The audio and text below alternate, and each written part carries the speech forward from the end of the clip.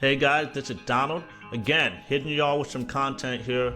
I want to talk a bit about my management style. You know, a lot of people, especially my current employees at Carl Canna, they were a little surprised that they got to know me a little better. And, you know, I'm proud to say that some of them, at least, have said, hey, you're my favorite type of boss in terms of the management style I've ever dealt with. And the way I manage people, again, I said before, I don't micromanage, right? But what I really do is I tend to let people be themselves a little bit, especially in a remote situation where there's less people looking over your shoulder. What happens is that people that see the vision and that generally want to work and do well and be assets to the company, they are going to do a good job sort of naturally, right? And then there's others that are sort of in the middle with a little bit of structure and protocols and SOPs. They tend to do a good job. And then there's others that they probably would do a good job if you're really on them, if you're micromanaging them.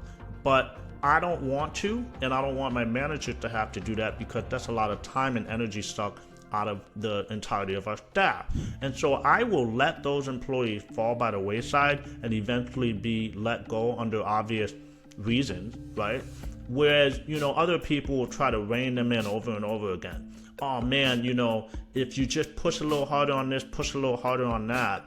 And what you have is a certain quadrant in that scenario of people that are barely engaged, but generally disengaged with your company. And so I don't expect, like I said in the prior video, I don't expect perfection out of anyone. I want people to be themselves, right? Now, of course, there is a variable to that. You want to make sure that you are sharing the vision. You are, you know, sort of respecting them and asking for feedback and making sure there's a little bit of camaraderie and some fun and something to work towards, something that people feel like they're a part of a team and they want to do good work. But some people, no matter how good you are, aren't going to want to sort of be on the same page, or like, I don't want to go as far as saying drink the Kool-Aid, but some people just aren't with it, right? And that's cool. So rather than spending a tremendous amount of time trying to, you know, get them to be there, get them to be on par with other people there, right? And again, these are people that probably could be on par or better if you really give them a whole bunch of extra energy. I don't want to do it, and I don't want my manager to do it. So again, what we look for are people that, you know, are naturally going to perform a little bit better. And we just let go of people that won't, right? I think this allows me to be super nice, and even when people aren't doing a good job, I'll be super nice. I won't even tell them.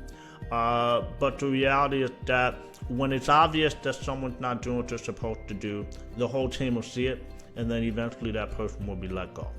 And so this can seem sort of counterintuitive, but I think it will lead to a lot less stress if you allow your employees to be who they are, provide structures and an environment for them to be the best version of themselves, and let them show you who they are as an employee. And I hope this is useful for you. Feel free to use this method or at least incorporate it in terms of how you manage people in the future.